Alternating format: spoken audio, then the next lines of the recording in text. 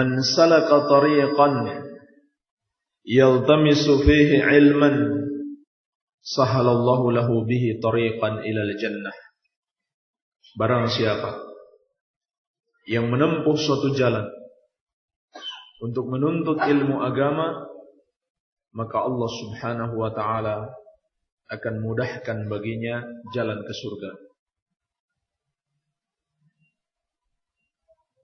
Jadi ilmu dengannya Allah Subhanahu wa ta'ala akan memudahkan seseorang untuk masuk surga. Itu bermakna sebaliknya, siapa yang tidak mau menuntut ilmu, maka tidaklah akan dimudahkan jalannya ke surga. Sebab orang yang menuntut ilmu, dia dapat mengetahui sebab-sebab yang dapat memasukkannya ke dalam surga. Demikian pula dia mengetahui sebab-sebab yang bisa menjauhkannya dari neraka. Sehingga wajar kemudian orang-orang yang paling takwa kepada Allah adalah para ulama, orang-orang yang berilmu. Ilmu dan ketakwaan senantiasa berjalan bersama. Semakin baik ilmu seseorang, semakin takwalah dia. Dan Rasulullah sallallahu alaihi wasallam telah menjelaskan kepada kita semua yang bisa mendekatkan kita ke surga dan menjauhkan kita dari neraka. Sehingga tugas kita tinggallah untuk belajar, untuk menuntut ilmu agama. Dan kalau kita tidak belajar, kalau kita tidak menuntut ilmu, kita akan terjatuh di dalam berbagai macam penyimpangan. Kita akan terjatuh dalam berbagai macam bentuk kesesatan.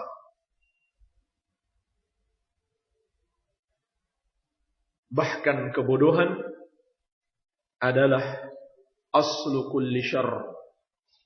Sebagaimana kata al-Imam Ibnu Qayyim rahimahullah, kebodohan itu merupakan pangkal segala kejelekan. Munculnya berbagai macam kesesatan, kesyirikan, kekufuran, kebid'ahan dan kemaksiatan, pangkalnya adalah karena kebodohan. Kita lihat sejarah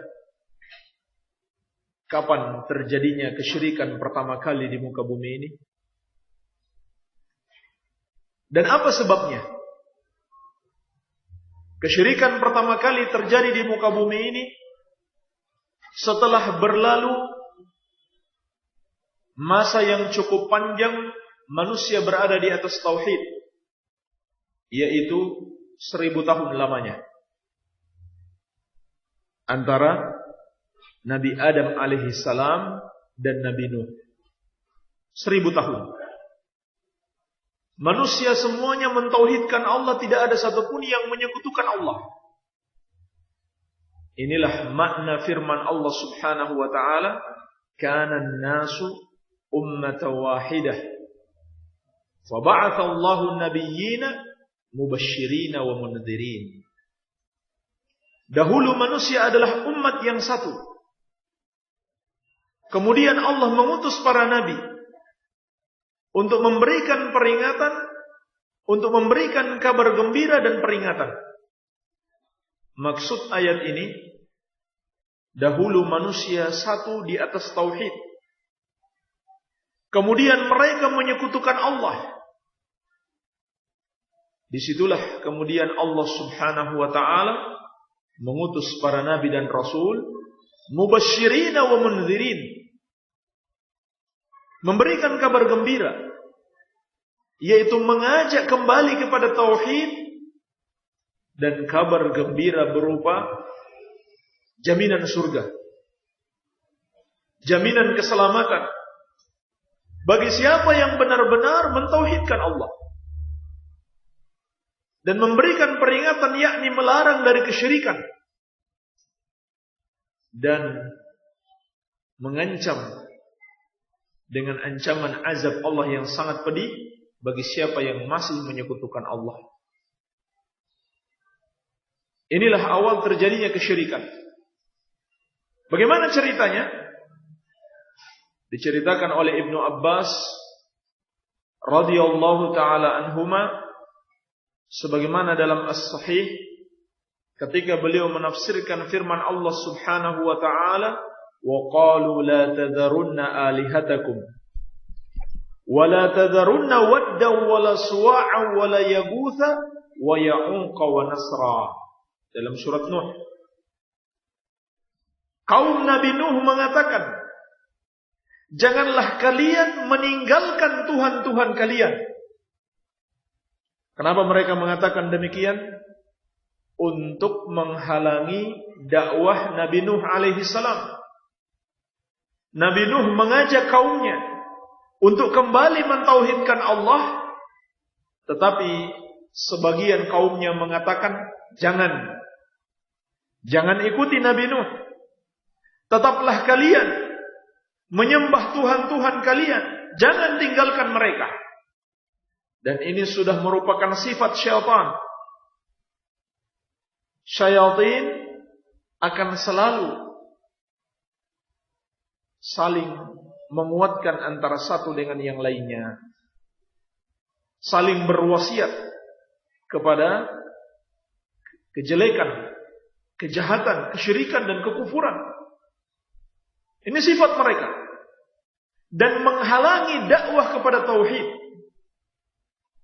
Ini wajar. Wajar dalam tanda petik. Sifatnya kaum musyrikin. Sifatnya setan. Metode setan. Saling menguatkan satu dengan yang lainnya. Jangan sampai mengikuti dakwah yang benar. Sebagaimana Allah ingatkan, wa kadzalika ja'alna likulli nabiyyin aduwan syayatinal insi wal jinni yuhi ba'duhum ila ba'din zukhrufal qawli gurura. Demikianlah kami jadikan bagi setiap nabi itu musuh. Dan mereka, musuh-musuh itu adalah para setan. Siapa mereka? Setan-setan dari kalangan manusia dan jin. Disebutkan terlebih dahulu setan dari kalangan manusia, kemudian jin. Apa metode mereka? Yuhi ba'duhum ila ba'din zukhrufal qawli gurura. Mereka saling membisikkan ucapan-ucapan yang indah namun menipu. Jadi mereka pun tolong menolong antara satu setan dengan setan yang lainnya, saling tolong menolong. Untuk apa? Untuk menghalangi dakwah tauhid. Jangan sampai kepada umat dihalangi. Ini sifat syaitan. Kita katakan sekali lagi wajar. Dalam tanda petik. Yang namanya setan memang itu tugasnya. Yang namanya kaum musyrikin, orang-orang kafir menentang dakwah tauhid, memang itu tugasnya. Agar umat jauh dari tauhid. Tetapi yang kita tidak habis pikir, yang kita herankan, ada orang yang mengaku muslim, bahkan tidak jarang yang mengaku ahlus sunnah, menghalang-halangi saudaranya yang mendakwahkan tauhid, memboikot, menggombosi, dan tindakan-tindakan yang lainnya untuk menjauhkan umat dari dakwah yang diserukan saudaranya. Waliyadzubillah. Kemudian mereka mengatakan, wa qalu la tadharunna alihatakum wala tadharunna wadda wala suwa'a wala yaghutha wa ya'uqa wa nasra. Dan janganlah kalian meninggalkan Wad, jangan pula Suwa, jangan pula Yaguth, jangan pula Ya'uq dan Nasr. Disebutkan nama 5 sesembahan mereka. Wad, Suwa, Yaguth, Ya'uq dan Nasr. Siapa mereka ini? Apakah mereka ini adalah setan-setan juga yang mengajak mereka menyembah selain Allah? Ternyata bukan. Ini justru adalah orang-orang saleh. Sebagaimana kata Ibnu Abbas radhiyallahu taala anhuma, hadhihi asma'u rijalin salihin min qaumi Nuh. 5 orang ini adalah orang-orang saleh dari kalangan kaum Nabi Nuh. Kok bisa mereka disembah, dipersekutukan dengan Allah Subhanahu wa taala? Kata Ibnu Abbas radhiyallahu taala anhuma, falamma halaku auha asyaitanu ila qaumihim aninsibu ila majalisihim allati kanu yajlisuna fiha ansaba. Tatkala mereka meninggal dunia, maka setan membisikkan kepada kaumnya, mempengaruhi mereka, buatlah patung-patung sebagai monumen peringatan dan letakkan patung-patung itu di tempat di mana dulu mereka biasa beribadah kepada Allah. Wasammuha bi asma'ihim, dan namakan patung-patung itu sesuai dengan nama-nama mereka. Fafa'alu walam tu'bad, maka mereka pun melakukan bisikan syaitan tersebut, dan ketika itu belumlah patung-patung itu disembah. Hatta idza halaka ulaik wa nusiyal ilmu ubida, sampai ketika sudah mati semua generasi tersebut yang membuat patung-patung itu, kemudian berganti generasi yang baru, datang anak-anak mereka, ilmu dilupakan, barulah kemudian patung-patung itu disembah. Dikatakan Imam Ibnu Qayyim rahimahullah, qala ghairu wahidin minas salaf, berkata tidak seorang saja dari kalangan salaf, falamma matu akafu ala kuburihim thumma sawwaru tamathilahum thumma tala alaihimul abadu fa'abaduhum. Tatkala mereka meninggal, maka kaumnya ini beriktikaf, berdiam diri untuk beribadah di kuburan-kuburan mereka. Sangkaannya karena ini adalah orang soleh, maka ibadah di situ lebih afdol, lebih baik. Doa di situ lebih dapat diterima. Mereka enggak berdoa kepada penghuni kubur itu. Berdoanya kepada Allah, ibadahnya kepada Allah. Kemudian mereka buat gambar-gambar atau patung-patung orang saleh tersebut, fa'abaduhum, pada akhirnya mereka menyembah patung-patung tersebut. Dalam riwayat yang lain mereka mengatakan, "Lau sawwarnahum kana ashwaq lana ila al-ibadah fasawwaruhum." Andaikan kita menggambar atau membuat rupa dan patung-patung orang-orang saleh tersebut, niscaya itu akan lebih membuat kita semangat dalam beribadah kepada Allah Subhanahu wa taala. Pada akhirnya mereka pun membuat patung-patung tersebut. Inilah sekilas sejarah terjadinya kesyirikan di muka bumi ini. Dan kalau kita perhatikan dari awal sampai akhir kisah, tidak ada yang menyebabkan mereka menyekutukan Allah Subhanahu wa taala kecuali karena kebodohan. Maka kisah ini menjelaskan kepada kita bahayanya kebodohan dan pentingnya ilmu di tengah-tengah masyarakat. bahwa dengan kebodohan manusia akan mudah ditipu oleh syaitan. Kalaulah mereka itu mengerti agama Allah, maka tatkala syaitan datang kepada mereka, memerintahkan mereka untuk membuat patung-patung, untuk beribadah di kuburan-kuburan mereka, walaupun syaitan menghiasinya dengan sesuatu yang indah, kalau mereka memiliki ilmu, mereka tidak akan tertipu. Mereka tidak akan tertipu. Iya. Sebab dalam kisah ini, syaitan menggunakan metodenya yang paling berbahaya, yang hanya bisa menipu orang-orang bodoh, yaitu irduhul batil fi suratil haq, menampakkan kebatilan dalam rupa kebenaran.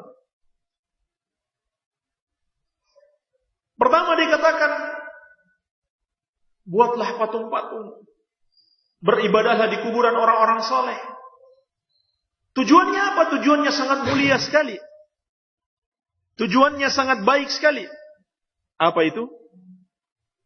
Agar mereka semangat beribadah kepada Allah Subhanahu wa ta'ala. Luar biasa. Ternyata tujuannya mulia sekali. Bukan tujuan jelek. Agar mereka bisa lebih semangat dalam beribadah kepada Allah Subhanahu wa ta'ala. Demikianlah orang-orang yang jahil, asalkan niatnya baik, dia tidak mengerti dalam ibadah itu tidak cukup niat baik, perlu juga cara yang baik, perlu ilmu.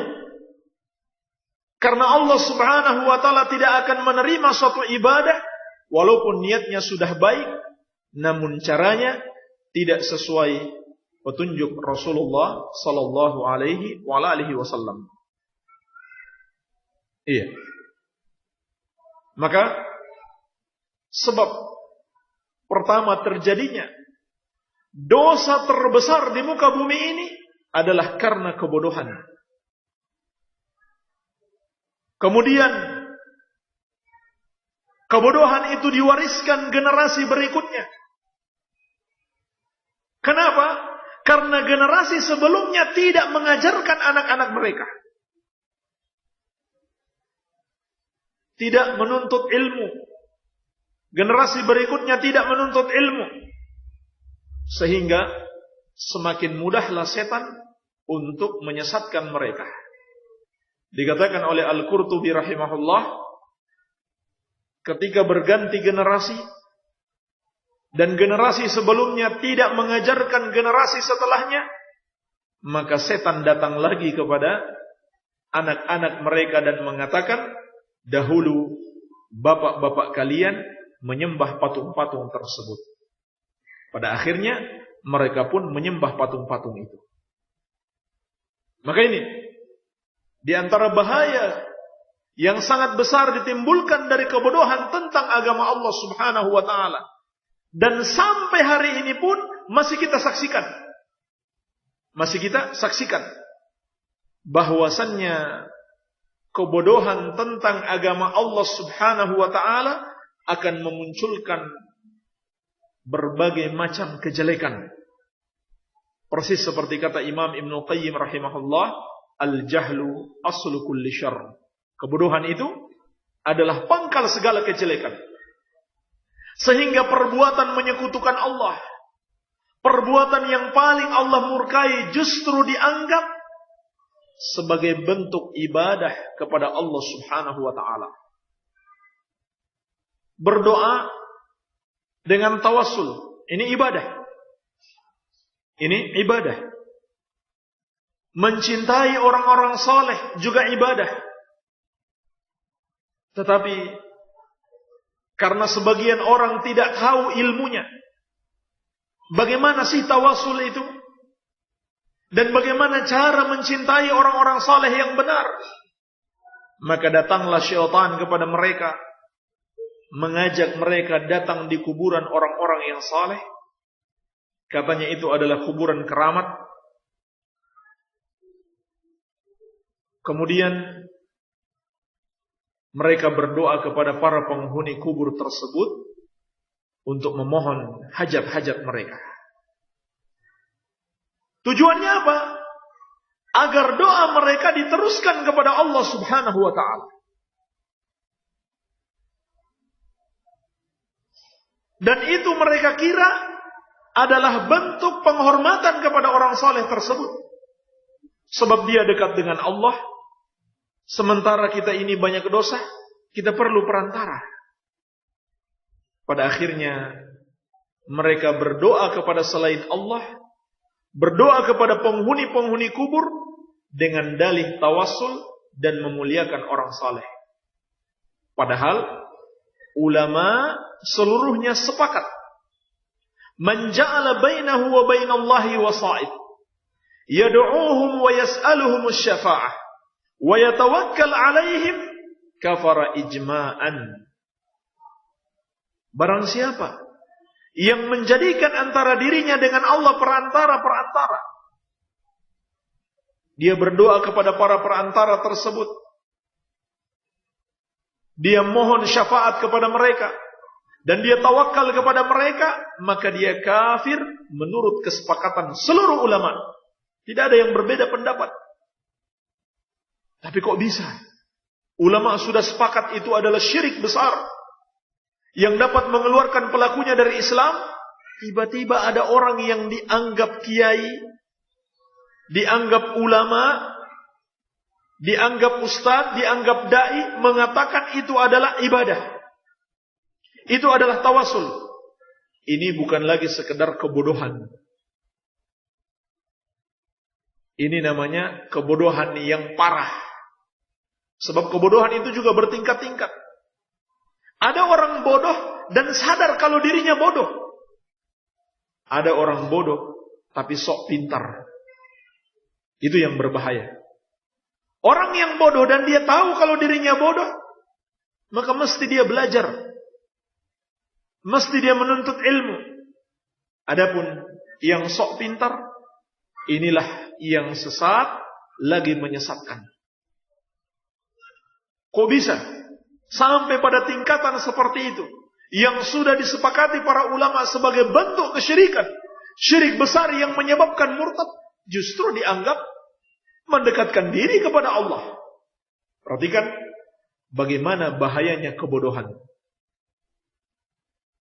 Maka alhamdulillah, sebuah nikmat yang sangat besar ketika Allah menganugerahkan kecintaan di dalam hati kita kepada ilmu, kerinduan untuk menghadiri majelis-majelis ilmu, senang bersahabat dengan para penuntut ilmu dan para ulama. Jangan kita sia-siakan nikmat tersebut.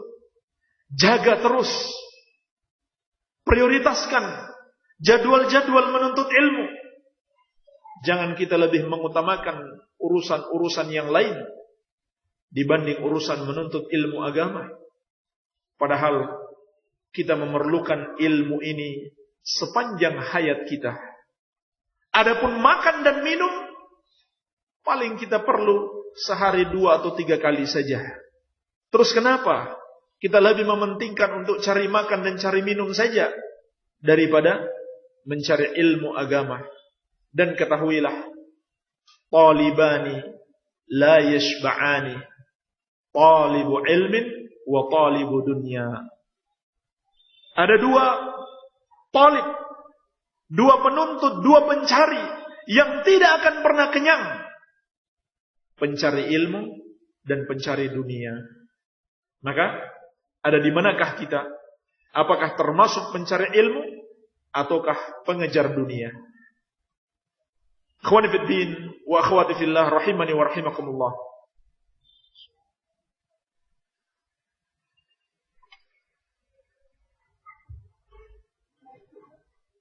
Karena pentingnya ilmu, pentingnya untuk selalu menghadiri majalisul ilm, dan agar kegiatan kita menuntut ilmu tidak sia-sia. Maka para ulama mengajarkan kita jalan-jalan untuk meraih ilmu, yaitu adab-adab yang harus menghiasi diri kita sebagai seorang penuntut ilmu. Para ulama menulis kitab-kitab khusus untuk membimbing kita agar sukses dalam meraih ilmu yang bermanfaat. Di antaranya adalah kitab yang kita bahas, walhamdulillah sudah masuk pada pertemuan yang kedua, yaitu kitab Hilyah Talibul Ilm karya Syekh Bakar bin Abdullah Abu Zaid rahimahullahu taala rahmatan wasi'ah. Pada pertemuan sebelumnya telah kita jelaskan bahwasannya ilmu itu adalah ibadah. Sehingga ibadah harus terpenuhi padanya dua syarat, yaitu ikhlas dan mutaba'ah. Ikhlas dilakukan semata-mata karena Allah, dan mutaba'ah mencontoh Rasulullah sallallahu alaihi wa ala alihi wasallam. Pertemuan sebelumnya telah kita bacakan penjelasan Syekh tentang syarat yang pertama dari dua syarat ibadah, yaitu ikhlas. Sekarang kita masuk pada syarat yang kedua. Syekh Bakar bin Abdullah Abu Zaid rahimahullahu ta'ala mengatakan asy-syartus tsani, syarat yang kedua dari dua syarat ibadah, al-khaslatul jami'ah li khairid dunya wal akhirah. Suatu akhlak, suatu bagian yang mencakup dua kebaikan, yaitu kebaikan dunia dan akhirat, adalah mahabbatullahi ta'ala wa mahabbatu rasulihi sallallahu alaihi wa ala alihi wasallam. Cinta kepada Allah dan cinta kepada Rasulnya sallallahu alaihi wa ala alihi wasallam. Ini kata Syekh adalah sesuatu yang mengumpulkan dua kebaikan sekaligus, kebaikan dunia dan kebaikan akhirat. Cinta kepada Allah dan cinta kepada Rasulnya sallallahu alaihi wa ala alihi wasallam. Dan bahkan dengan keduanya, dengan cinta kepada keduanya itulah seseorang akan merasakan manisnya keimanan. Sebagaimana dalam hadis Bukhari dan Muslim dari Anas bin Malik radhiyallahu anhu, Rasulullah sallallahu alaihi wasallam bersabda, "Thalathun man kunna fihi wajada bihinna halawatal iman." Ada dua perkara atau ada tiga perkara.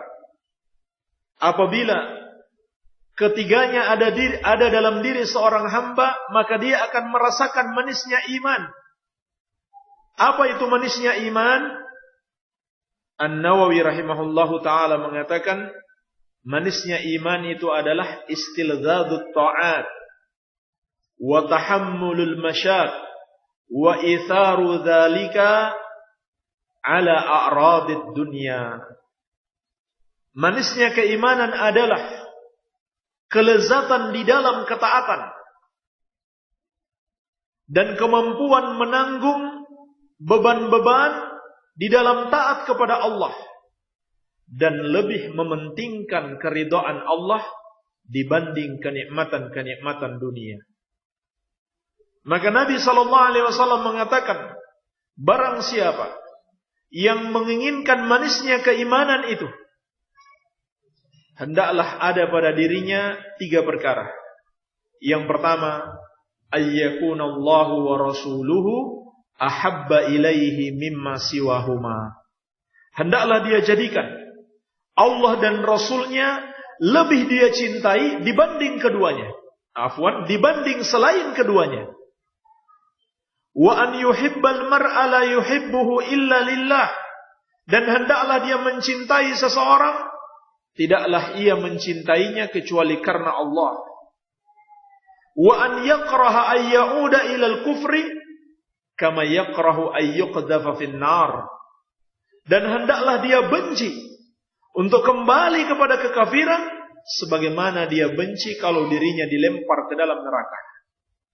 Dan dalam riwayat Al-Bukhari, wa an yuqdhafa fin nar ahabbu ilaihi min an yauda ilal kufur.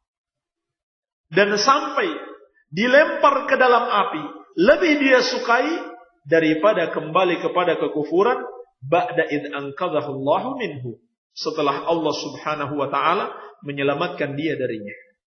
Maka dari 3 perkara yang bisa mendatangkan manisnya keimanan, yang pertama kata Nabi sallallahu alaihi wasallam, ayyakunallahu wa rasuluh ahabba ilaihi mimma siwahuma. Hendaklah Allah dan Rasulnya lebih dia cintai dibanding selain keduanya. Bahkan cinta kepada Allah adalah di antara bentuk sebesar-besarnya ibadah kepadanya. Walaupun mungkin orang tidak melihat apa yang ada dalam hati kita, tetapi apabila hati kita dipenuhi dengan kecintaan kepada Allah Subhanahu wa ta'ala, maka ketahuilah itu adalah ibadah yang sangat agung kepadanya.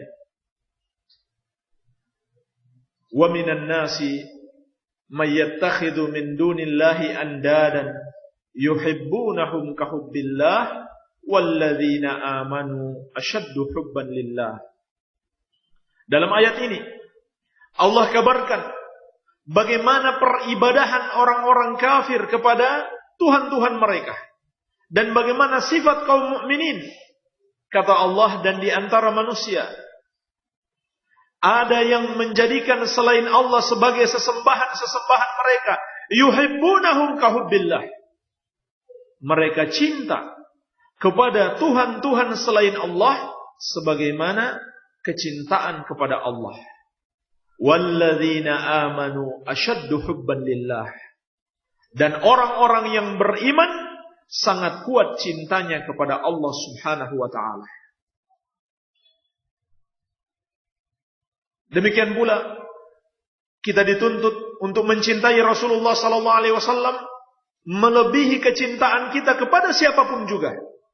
Sebagaimana dalam As-Sahih dari Anas bin Malik radhiyallahu anhu, Nabi sallallahu alaihi wasallam bersabda, "La yu'minu ahadukum hatta akuna ahabba ilaihi min walidihi wa waladihi wan nasi ajma'in." Tidaklah beriman seorang dari kalian sampai aku lebih dia cintai dibanding orang tuanya sendiri dan anaknya sendiri dan seluruh manusia. Demikianlah yang dituntut dari kita di dalam mencintai Allah dan Rasulnya.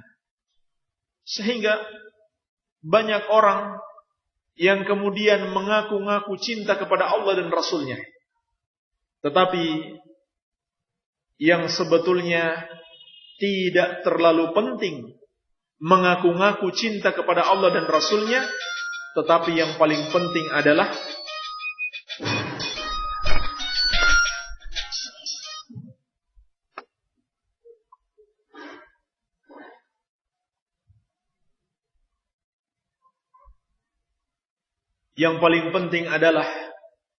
bagaimana agar Allah Subhanahu wa ta'ala mencintai kita. Itu. Sebab belum tentu ketika kita mengatakan cinta kepada Allah, kemudian Allah juga mencintai kita, belum tentu. Kenapa? Karena ada syarat-syarat yang Allah tentukan untuk meraih kecintaan Allah Subhanahu wa ta'ala, yaitu dengan merealisasikan kecintaan itu dalam bentuk ittiba kepada Rasulullah sallallahu alaihi wa ala alihi wasallam.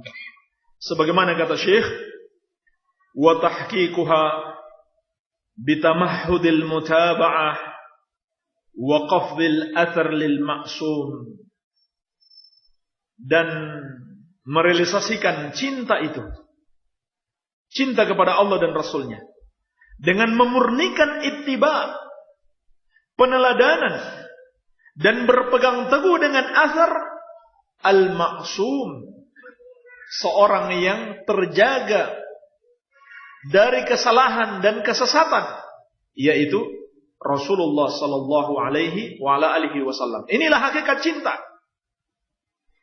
Inilah bukti kecintaan kepada Allah dan Rasulnya, yaitu memurnikan ittiba kepada Rasulullah sallallahu alaihi wasallam, sehingga dusta orang-orang yang mengaku cinta kepada Allah, cinta kepada Rasulnya, kemudian mengada-ngada di dalam agama, memperbuat bid'ah yang tidak pernah dicontohkan oleh Rasulullah sallallahu alaihi wa ala alihi wasallam. Qala Allah Ta'ala, Allah Subhanahu wa taala berfirman, "Qul in kuntum tuhibbunallaha fattabi'uni yuhibbukumullah wa yaghfir lakum dzunubakum." Katakanlah, kalau kalian benar-benar cinta kepada Allah, maka ikutilah aku. Yakni ikutilah Rasulullah sallallahu alaihi wasallam, yuhibbukumullah, barulah kemudian Allah Subhanahu wa taala akan mencintai kalian. Maka ittiba kepada Nabi sallallahu alaihi wasallam adalah syarat untuk meraih kecintaan Allah, wa yaghfir lakum dzunubakum, dan Allah akan mengampuni dosa-dosa kalian. Sehingga ayat ini dikatakan para ulama dengan ayatul mihnah, ayat yang merupakan imtihan, ujian terhadap orang-orang yang mengaku-ngaku cinta kepada Allah, mengaku cinta kepada Rasulnya sallallahu alaihi wasallam. Mereka diuji, apakah kecintaan mereka itu benar atau dusta. Kalau mereka ittiba, memurnikan ittibanya, peneladanannya hanya kepada Nabi sallallahu alaihi wasallam, itulah orang-orang yang mencintai Allah dan Rasulnya secara hakiki. Tetapi kalau yang berbuat bid'ah, misalkan dia bikin peringatan Natal Nabi sallallahu alaihi wasallam atau hari ulang tahun Nabi sallallahu alaihi wasallam, maka walaupun dia beralasan karena cinta kepada beliau, hakikatnya dia dusta dalam kecintaannya. Walaupun hatinya ada kecintaan, tapi dalam syariat dia dihukumi sebagai dusta. Kenapa? Karena buktinya dia menyelisihi petunjuk Rasulullah sallallahu alaihi wasallam. Rasulullah sallallahu alaihi wasallam telah melarang berbuat bid'ah di dalam agama, dia malah menyelisihi petunjuk Nabi sallallahu alaihi wasallam dengan memunculkan kebid'ahan dalam agama. Iya. Maka ayat ini sebagai ujian. Siapa yang benar-benar cinta kepada Allah, mestilah dia ittiba kepada Rasulullah sallallahu alaihi wa alihi wasallam, barulah kemudian dia akan meraih kecintaan Allah Subhanahu wa taala. Dan ini penting sebab ini adalah syarat ibadah. Syarat yang kedua adalah ittiba. Ikhlas berarti menjauhi riya, menjauhi keinginan-keinginan di dalam ibadah selain keridhaan Allah. Apakah itu bentuknya pujian atau kenikmatan-kenikmatan dunia yang lainnya. Adapun ittiba berarti menjauhi bid'ah. Sebab ibadah yang bid'ah yang tidak dicontohkan oleh Nabi sallallahu alaihi wasallam maka tertolak.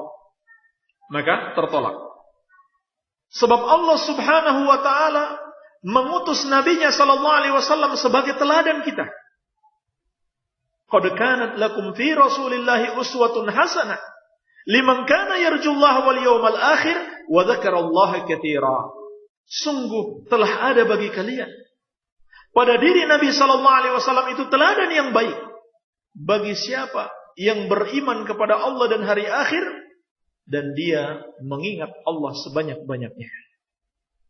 Anehnya, hampir semua orang sepakat, bahkan semua kaum muslimin sepakat Demikian pula para dai-dai sering berbicara bahwa kita harus meneladani Rasulullah sallallahu alaihi wasallam dalam akhlak mulia beliau kepada sesama manusia. Kita semuanya sepakat. Rasulullah sallallahu alaihi wasallam adalah sebaik-baik teladan di dalam bergaul dengan manusia. Bagaimana bergaulnya dengan istri-istrinya, dengan anak-anaknya, dengan tetangga-tetangganya, dengan masyarakatnya. Rasulullah sallallahu alaihi wasallam adalah orang yang paling patut dijadikan teladan. Mestinya yang lebih patut kita sepakati bersama adalah Rasulullah sallallahu alaihi wasallam sebaik-baik teladan di dalam berhubungan dengan Allah. Jangan kita hanya ambil hubungannya dengan manusia, tetapi justru yang lebih patut kita ambil teladan beliau adalah bagaimana Rasulullah sallallahu alaihi wasallam berhubungan dengan Allah dalam beribadah kepadanya. Jangan cuma ambil akhlaknya kepada sesama manusia, ambil juga akhlaknya kepada Allah Subhanahu wa taala dengan memurnikan ittiba hanya kepadanya. Dan Nabi sallallahu alaihi wasallam telah mengingatkan, "Man ahdatsa fi amrina hadza ma laysa minhu fa huwa raddun." Barang siapa yang mengada-ngadakan di dalam agama kami ini apa yang bukan berasal darinya, maka tertolak. Ini percuma. Kasihan orang yang beribadah tanpa didasari dalil, tertolak. Demikian pula Rasulullah sallallahu alaihi wasallam menegaskan, "Man 'amila amalan laisa 'alaihi amruna fa huwa raddun." Barang siapa yang mengamalkan satu amalan tidak ada padanya petunjuk dari kami, maka amalan tersebut tertolak. Itulah yang disebut dengan bid'ah. Sebagaimana beliau sallallahu alaihi wasallam juga telah mengingatkan dengan peringatan yang sangat keras sekali. Iyyakum wa muhdatsatil umur fa inna kulla muhdatsatin bid'ah wa kulla bid'atin dhalalah wa kulla dhalalatin finnar. Hati-hati kalian dengan perkara-perkara baru di dalam agama, karena setiap yang baru di dalam agama adalah bid'ah, dan setiap bid'ah itu sesat, dan setiap yang sesat tempatnya di dalam neraka. Kurang apa lagi peringatan Nabi sallallahu alaihi wasallam dari kebid'ahan.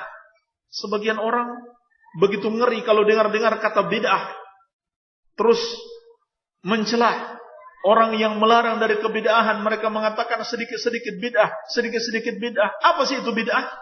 Padahal bid'ah adalah lafaz peringatan yang keluar dari lisan Rasulullah sallallahu alaihi wasallam untuk kita menjauhinya.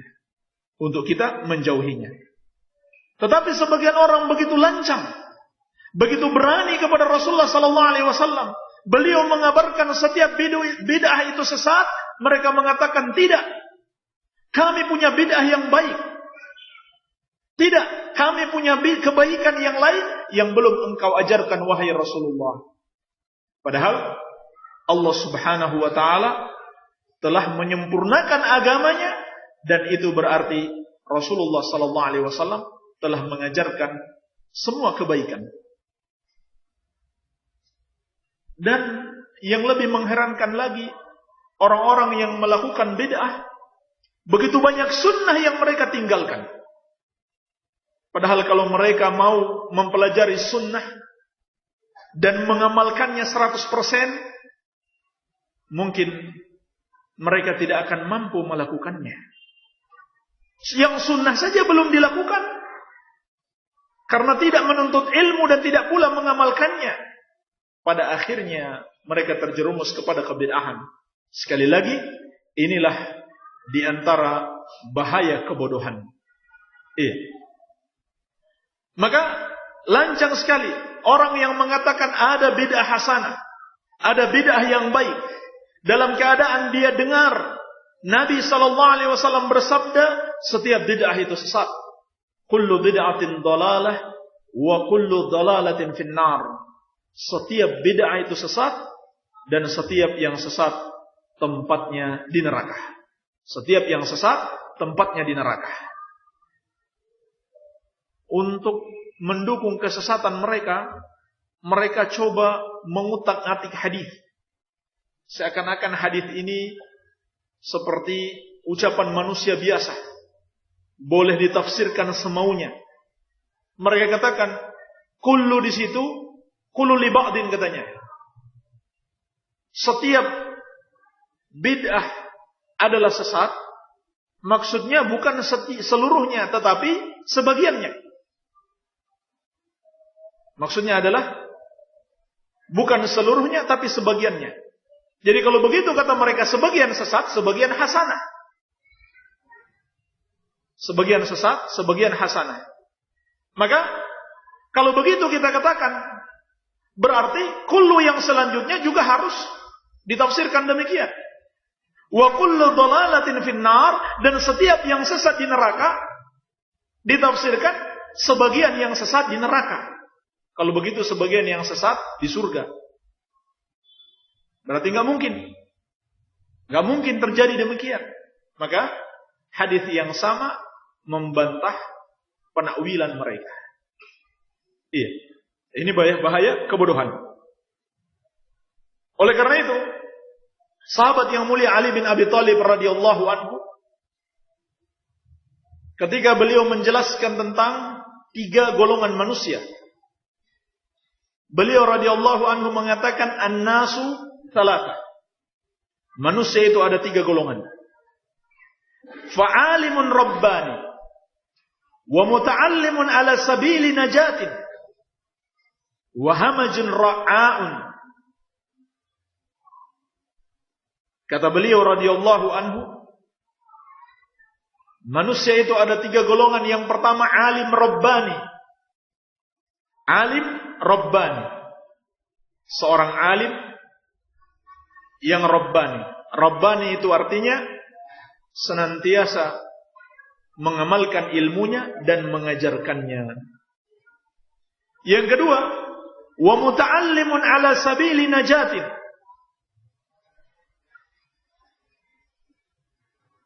Dan penuntut ilmu di atas jalan keselamatan.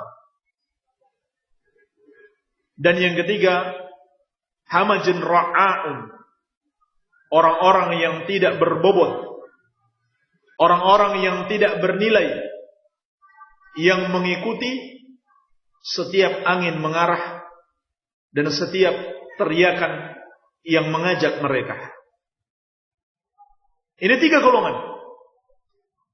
Golongan yang kedua beliau mengatakan wa muta'allimun ala sabili najah, dan penuntut ilmu di atas jalan keselamatan. Ini golongan yang minimal kita harus ikuti. Kalaupun kita tidak bisa menjadi alim rabbani, minimal kita adalah penuntut ilmu di atas jalan keselamatan. Sekarang, apa yang dimaksud dengan penuntut ilmu di atas jalan keselamatan? Maksudnya adalah penuntut ilmu yang senantiasa ikhlas dan mengikuti petunjuk Rasulullah sallallahu alaihi wasallam sebagaimana dijelaskan Imam Ibnu Qayyim rahimahullahu taala. Penuntut ilmu di atas jalan keselamatan adalah orang yang ikhlas dalam menuntut ilmu dan senantiasa ittiba kepada Rasulullah sallallahu alaihi wasallam. Artinya, kalau hilang salah satu dari 2 syarat ini, berarti dia bukan lagi berada di atas jalan keselamatan. Ada seorang menuntut ilmu, ilmunya benar, Masya Allah. Yang dia tuntut adalah Al-Quran wa Sunnah ala fahmi salafil ummah. Tetapi niatnya bengkok. Dia punya tujuan tersendiri. Dia punya maksud lain dalam menuntut ilmu, maka dia bukan di atas jalan keselamatan. Sebaliknya, walaupun seorang ikhlas, tetapi dia tidak ittiba kepada Rasulullah sallallahu alaihi wasallam, sama. Dia pun belum berada di atas jalan keselamatan. Maka 2 perkara ini, al-ikhlas wal mutaba'ah, adalah di antara kunci untuk meraih ilmu yang bermanfaat. Kemudian kata Syekh, wabil jumlah fahada aslu hadhil hilyah. Dan secara keseluruhan, inilah pondasi perhiasan seorang penuntut ilmu. Baik. Begitu pentingnya 2 perkara ini. Ikhlas dan ittiba. Kata Syekh, dari seluruh perhiasan penuntut ilmu, inilah yang menjadi pondasinya. Wa yaqa'ani minha mauqi'at taj minal hullah. Dan posisi keduanya bagaikan mahkota yang menghiasi diri seseorang. Mahkota, perkara yang paling berharga maksudnya. Faya ayyuhat tullab, maka wahai sekalian para penuntut ilmu, ha antum haulai tarabba'tum lid-dars wa ta'allaqtum bi anfasi ilkin talabil ilm.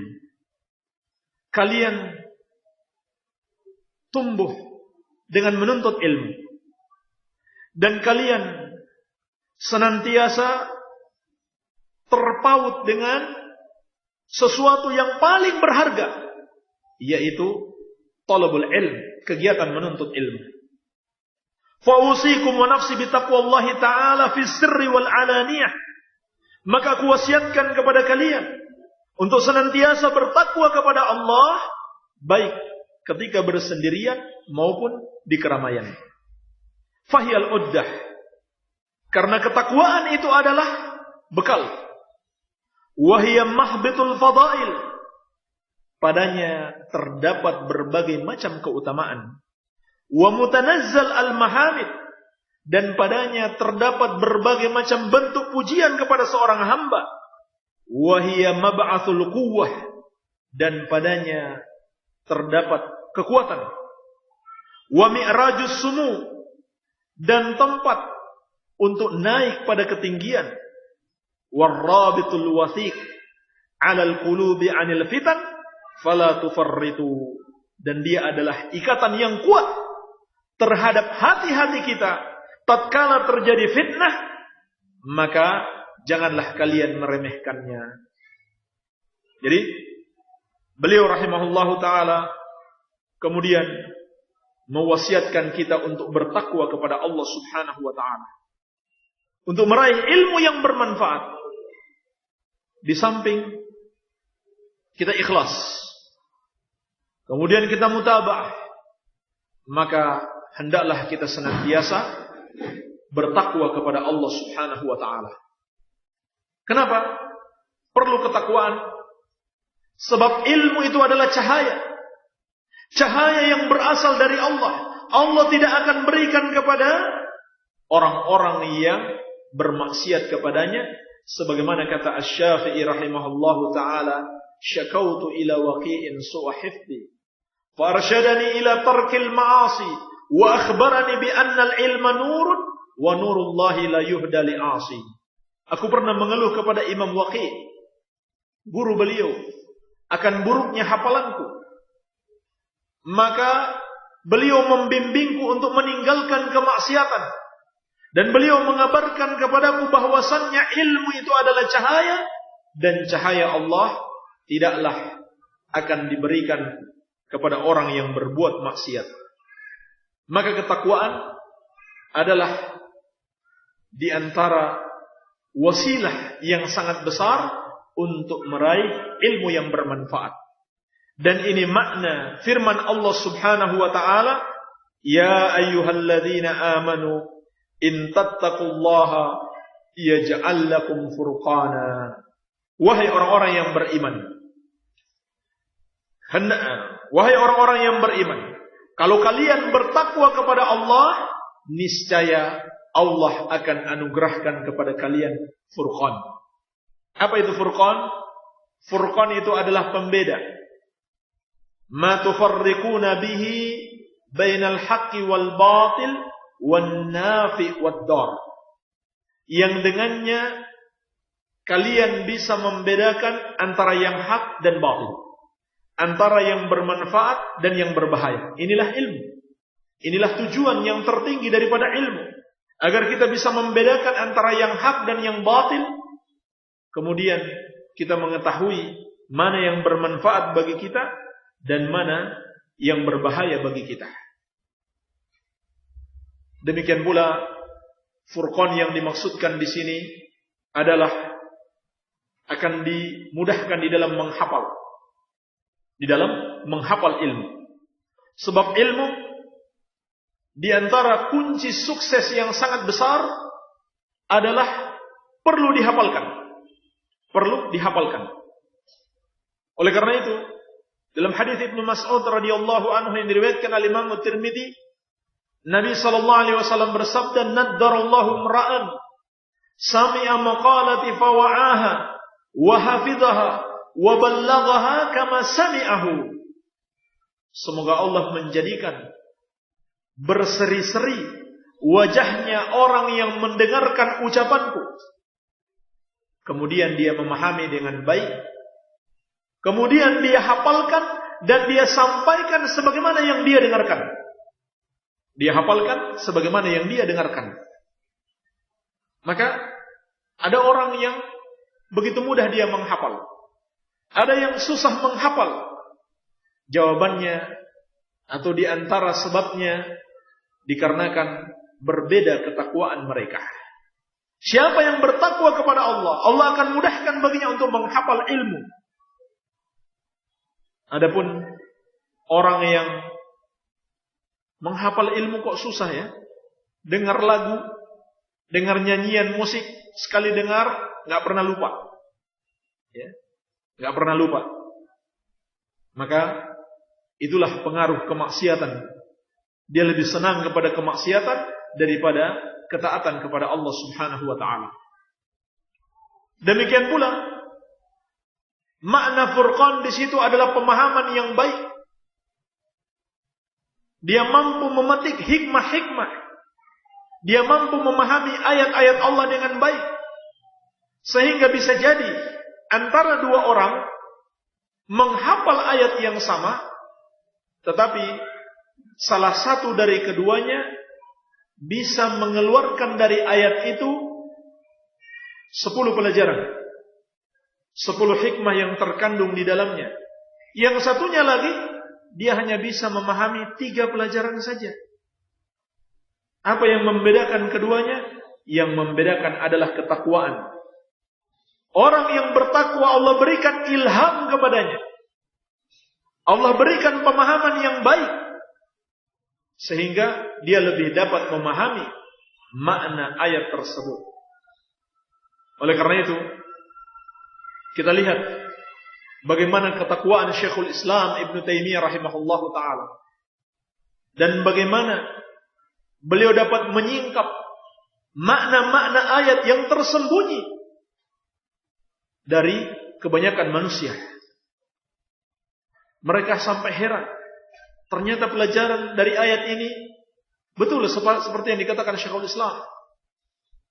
Beliau bisa mengeluarkan sejumlah pelajaran yang sangat banyak sekali dari satu ayat atau dari sebuah hadis, dan itu dari ketakwaan beliau kepada Allah Subhanahu wa taala.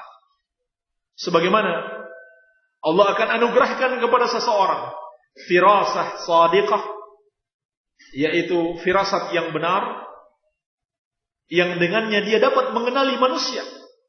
Sebagaimana Nabi sallallahu alaihi wasallam mengatakan, "Inna lillahi ibadan ya'rifuna an-nasa bit-tawassum." Sesungguhnya Allah memiliki hamba-hamba, dia dapat mengenal manusia dengan firasatnya. Dia dapat mengenal manusia dengan firasatnya. Dari mana dia dapatkan? Dari pemberian Allah Subhanahu wa taala karena ketakwaannya. Iya. Demikian pula Allah akan anugerahkan kepadanya karamah. Allah anugerahkan karamah, yaitu kemampuan yang mungkin tidak bisa dilakukan oleh manusia biasa. Allah anugerahkan kepadanya kemampuan di luar batas yang bisa dilakukan oleh manusia biasa. Karamah. Ini buah dari ketakwaan. Ini semuanya bagian dari makna furqan. Baik.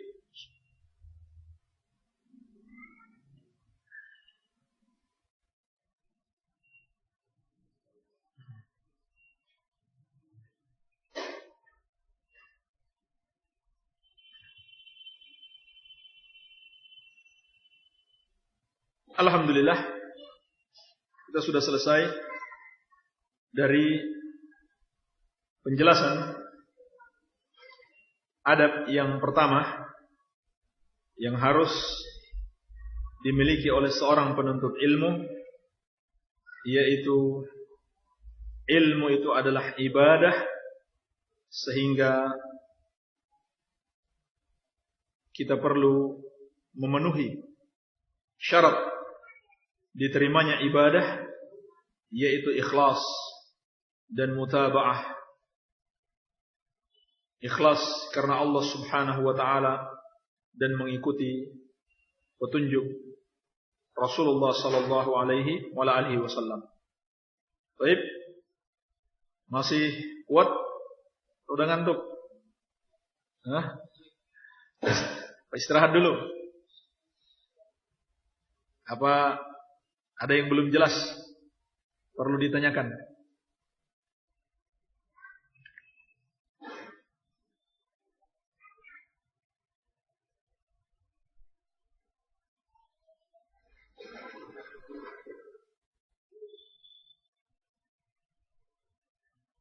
Lanjut. Lanjut. Baik. Kita lanjut sampai menjelang zuhur. Kalau ada yang belum jelas, perlu ditanyakan, tafadhol. Antum tulis saja. Taruh di sini. Mungkin setelah zuhur kita bahas. Baik. Kita masuk pada adab yang kedua. Berkata Syekh Bakar bin Abdullah Abu Zaid rahimahullahu ta'ala rahmatan wasi'ah. Kun ala jaddati salafis salih. Hendaklah engkau berada di atas jalan as-salafus salih. Jalan as-salafus salih. Generasi pendahulu yang saleh. As-salaf maknanya adalah ma madha wa taqaddam. Salaf itu secara bahasa artinya adalah yang telah berlalu dan telah mendahului. Adapun secara istilah yang dimaksud dengan salaf di sini adalah Rasulullah sallallahu alaihi wasallam dan para sahabatnya.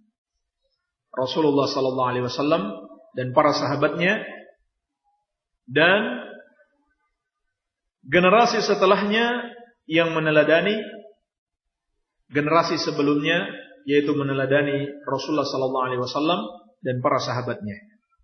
Baik. Kata Syekh, kun salafiyan 'alal jaddah tariqi salafis salih min as-sahabah radhiyallahu anhum. Hendaklah engkau mengikuti jalan salafus salih, pendahulu yang saleh, dari kalangan para sahabat. Mereka itu dari kalangan para sahabat, semoga Allah Subhanahu wa taala meridhai mereka. Faman ba'dahum mimman qafa atharahum. Kemudian generasi setelah sahabat, dari kalangan orang-orang yang berpegang dengan athar mereka, yaitu athar para sahabat, yakni Al-Quran was sunnah dan ucapan-ucapan para sahabat. Fi jami'i abwabid din, dalam seluruh permasalahan agama tanpa terkecuali. Jangan sebagian mengikuti salaf, sebagian mengikuti khawarij. Seperti ada sebagian orang dakwah salafiyah, dakwah salafiyah, akidah salafiyah, dakwah ikhwaniyah, akidah salafiyah, dakwah ikhwaniyah. Inilah yang kelak dikenal dengan kelompok sururiyah. Sebagian akidah salafiyah mereka pegang kuat-kuat, tapi bagaimana metode dakwah mereka? Mereka mencontoh ikhwanul muslimin. Kemudian mereka tipu umat dengan mengatakan bahwa itu adalah asriyatul muwajahah, bentuk kemodernan dalam penampilan saja. Adapun yang menjadi patokan mereka katanya tetap salafus saleh, pada kenyataannya mereka banyak menyelisihi as-salafus saleh. Katanya dalam permasalahan akidah, dalam masalah fikih, kita ikut ulama ahlus sunnah. Kita ikut Syekh Ibn Baz, Syekh Ibn Utsaimin, Syekh Al-Albani. Tapi kalau masalah jihad, kita ikut para ulama mujahid. Iya. Dibedakan antara mereka, antara mujahid dengan para ulama. Bahkan para mujahid sekalipun mestilah mengikuti bimbingan para ulama. Sebab kalau mereka berjihad tanpa dibimbing para ulama, jihadnya akan menuju kepada jalan yang salah. Dan itulah yang terjadi. Itulah yang terjadi. Sehingga kita lihat, Masya Allah, ada sebagian orang-orang yang telah menyimpang jalan mereka dalam jihad. Dalam fikih betul. Penampilan mereka masih penampilan ahlus sunnah. Iya, penampilan zahir. Dia memelihara jenggotnya, celananya tidak isbal, istri-istrinya berjilbab yang syar'i. Tetapi dalam pemahamannya, dalam jihadnya, dia menyimpang. Dia jauh menyimpang, mengikuti kelompok khawarij. Kenapa? Karena tidak mengikuti salaf. Tidak mengikuti ahlus sunnah dalam seluruh permasalahan agama. Sebagian diambil, sebagian ditinggalkan. Maka di sini Syekh mengingatkan fi jami'i abwabid din. Hendaklah kita mengikuti salaf dalam seluruh permasalahan agama. Minat tauhid wal ibadat wa nahwiha. Apakah itu tauhid? Keyakinan hati. Ataukah ibadah-ibadah? Maka seluruhnya dan yang semisalnya harus kita mengikuti salaf. Mutamayyizan biltizami athari Rasulullah sallallahu alaihi wasallam. Dalam keadaan engkau berbeda dengan yang lainnya, yakni dengan para pengikut kesesatan. Dengan apa bedanya? Dengan iltizam, istiqamah, berpegang teguh dengan asar-asar Rasulullah sallallahu alaihi wa ala alihi wasallam, wa tawdhifis sunan ala nafsik, dan engkau menghidupkan sunnah-sunnah Nabi sallallahu alaihi wasallam di dalam dirimu. Wa tarkil jidal, dan engkau meninggalkan perdebatan. Perdebatan di dalam agama ini tercela. Wal mira, demikian pula pertengkaran, permusuhan. Wal khawd fi ilmil kalam, dan tenggelam di dalam ilmu kalam. Apa itu ilmu kalam? Ilmu filsafat, ilmu mantik, ilmu debat mendebat, ilmu yang berdasarkan akal pikiran belaka, meninggalkan syariat. Dan ini adalah penamaan ilmu akidah oleh ahlul bid'ah. Kalau ahlus sunnah mengenal ilmu tauhid, mengenal ilmu akidah, maka di kalangan ahlul bid'ah ilmu akidah itu disebut dengan ilmu kalam. Wa man yajlibul atham wa yasuddu 'anil syar'i. Dan tinggalkan apa yang mendatangkan atau melahirkan dosa-dosa dan menghalangi dari syariat Allah Subhanahu wa taala. Baik. Inilah adab yang kedua yang sangat penting sekali yang harus dimiliki oleh seorang penuntut ilmu.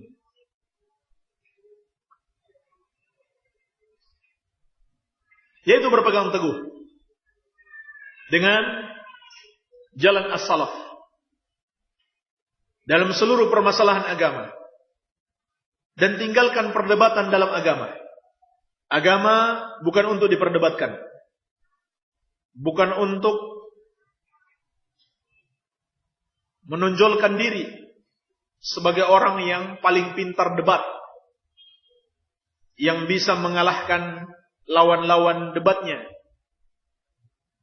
Dan orang yang bisa mengalahkan lawan debatnya bukan jaminan dia berada di atas kebenaran.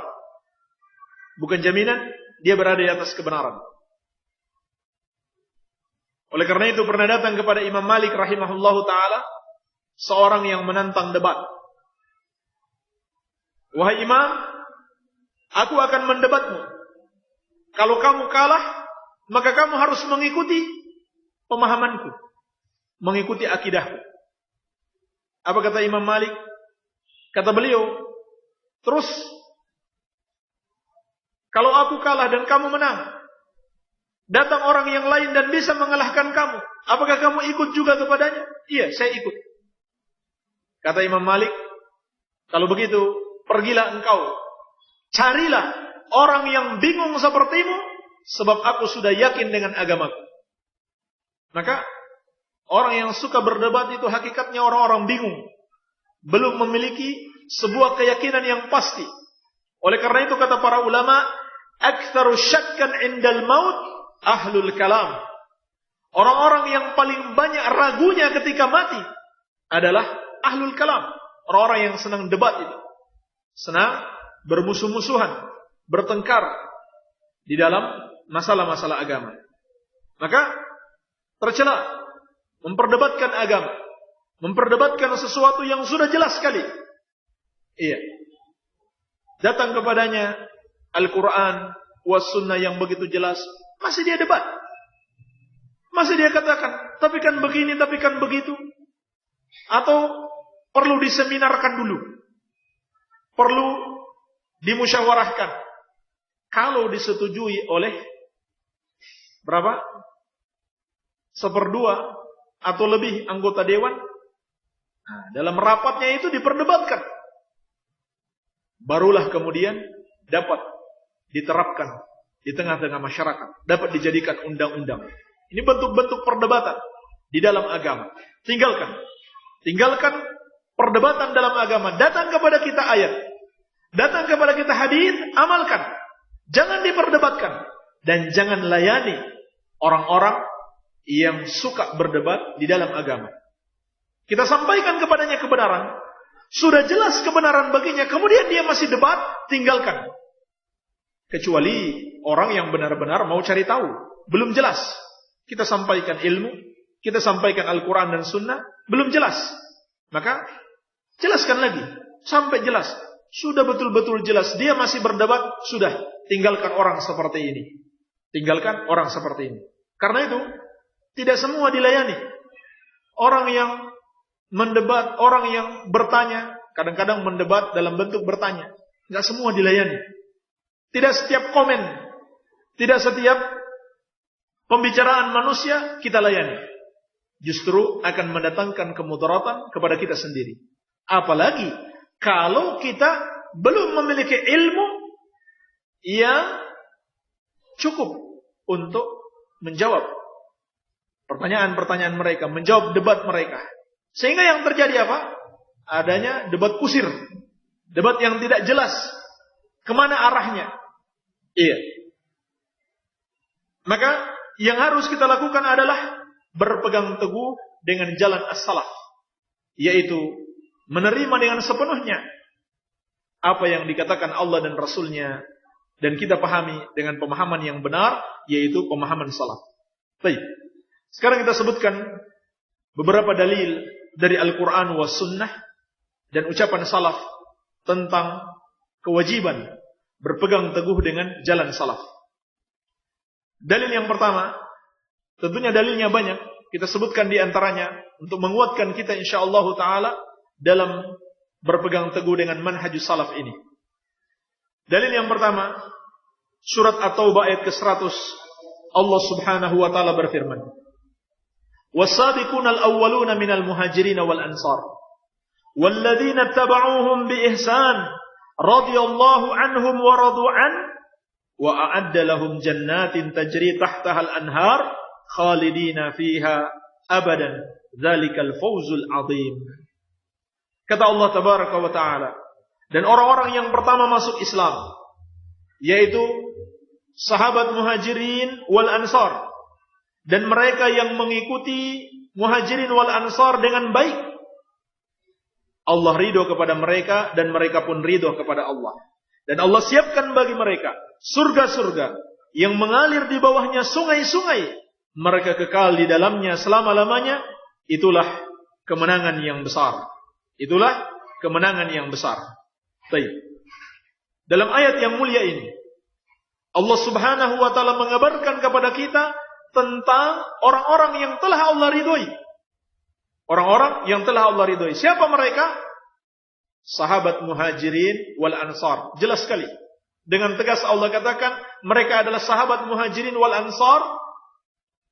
Tetapi Allah juga mengabarkan kepada kita sebuah peluang yang sangat besar. Keridhaan itu pun bisa kita raih dengan syarat. Dua syarat Allah sebutkan di sini. Walladzina taba'uhum, dan orang-orang yang mengikuti mereka. Ini syarat yang pertama. Mengikuti mereka. Berarti kita masih memiliki peluang yang sangat besar untuk meraih keridhaan Allah dengan cara apa? Mengikuti mereka. Kalau begitu, wajib mengikuti para sahabat radhiyallahu taala anhum ajma'in. Dan itu juga bermakna, siapa yang mengikuti mereka diridhoi, siapa yang tidak mengikuti mereka tidak akan diridhoi. Kan begitu. Kemudian syarat yang kedua, bi-ihsan, mengikuti mereka dengan ihsan untuk meraih keridhaan Allah.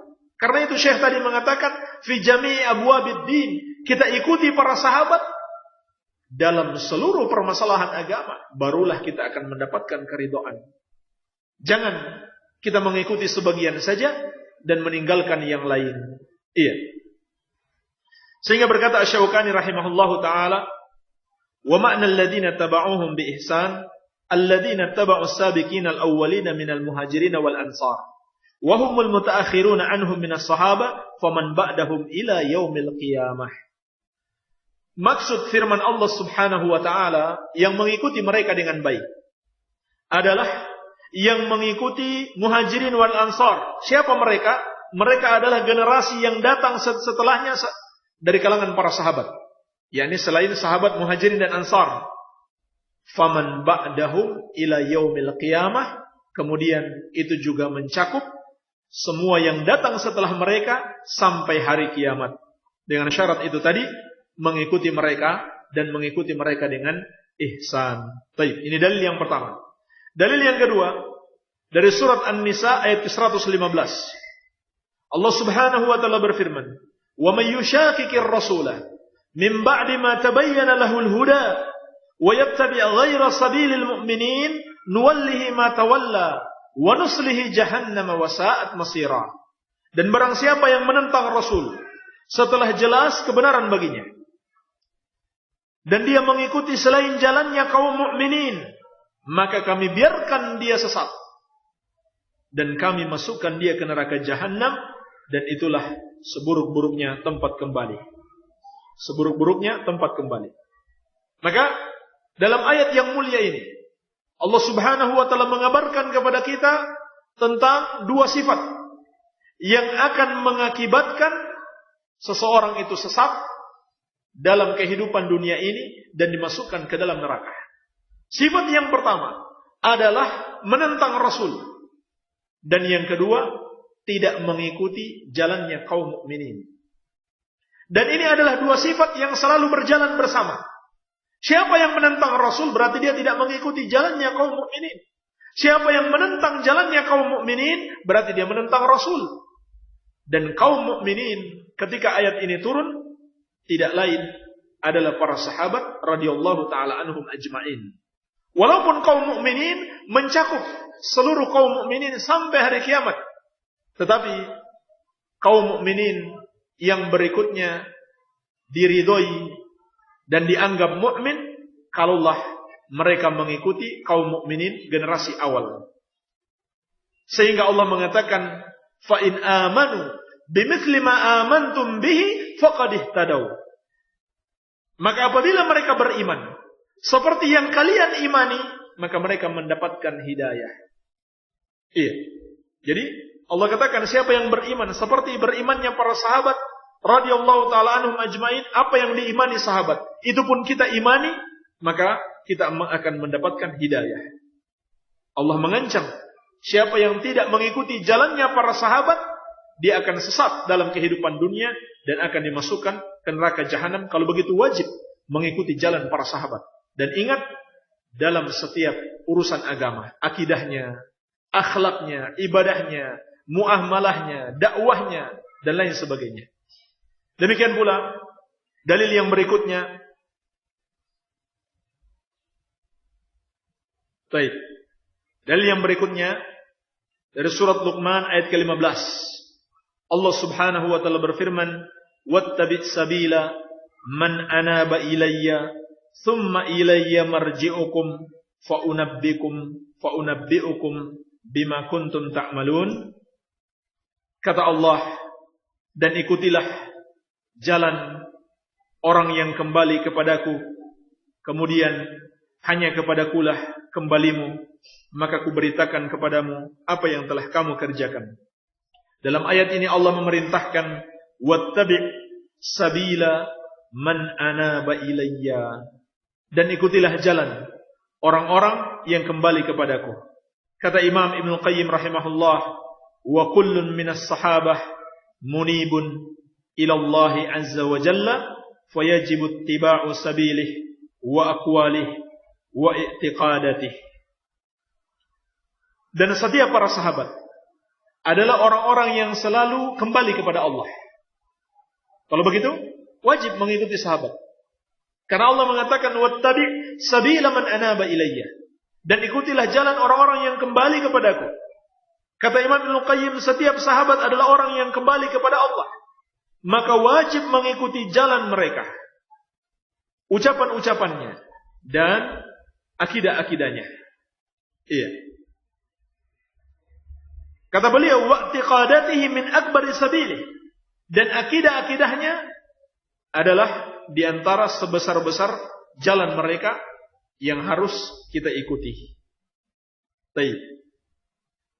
Ini dalil-dalil dari Al-Quran yang menunjukkan bahwa wajib bagi kita mengikuti jalan salaf, jalan para sahabat radhiyallahu taala anhum ajma'in, dan bahwasannya jalan mereka adalah jalan keselamatan. Siapa yang menyimpang dari jalan tersebut, niscaya dia akan binasa. Barangkali untuk seksi pertama ini kita cukupkan sampai di sini. Ada lanjut? Ba'da zuhur lanjut? Insyaallah taala kita lanjutkan ba'da zuhur. Semoga ada manfaatnya. Wabillahi taufiq. Subhanakallahumma wa bihamdik, asyhadu an la ilaha illa anta astaghfiruka wa atubu ilaik. Wa sallallahu ala nabiyyina Muhammadin wa alihi wa sallam. Wa akhiru da'wana anil hamdulillahi rabbil alamin.